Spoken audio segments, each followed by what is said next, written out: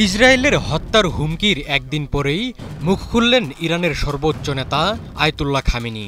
দখলদার ইসরায়েলকে মনে করিয়ে দিলেন সেই ১২ দিনের যুদ্ধের কথা, যে যুদ্ধে ইরানের সাহস আর শক্তির প্রমাণ দেখেছে বিশ্ব।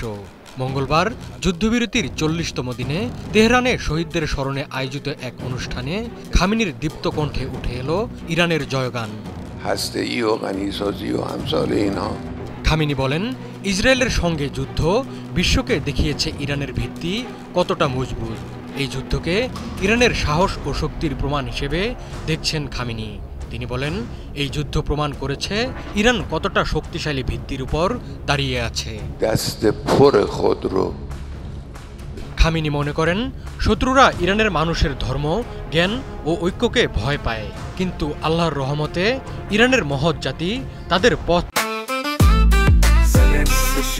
জেনেক্সে শিফট করো, লাইফকে লিফট করো থেকে কখনো সরে আসবে না।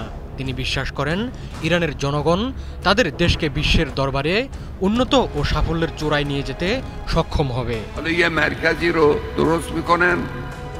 যুদ্ধে শহীদ সামরিক কমান্ডার, বিজ্ঞানী এবং সাধারণ মানুষের পরিবারের প্রতি আবারও দুঃখ প্রকাশ করেন খামেনি।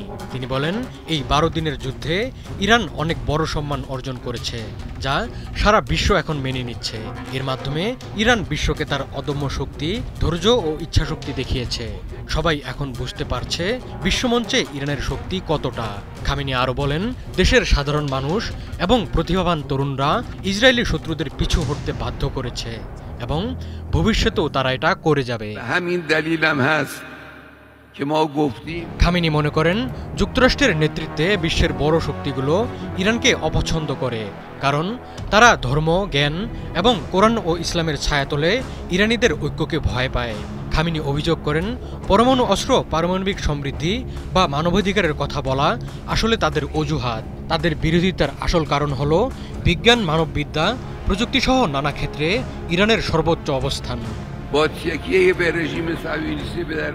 এর আগে গত রোববার আয়াতুল্লাহ খামেনিকে হত্যার হুমকি দেয় ইসরায়েল।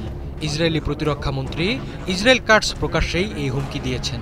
একই সঙ্গে ইরানে নতুন করে হামলার হুমকিও দিয়েছেন তিনি।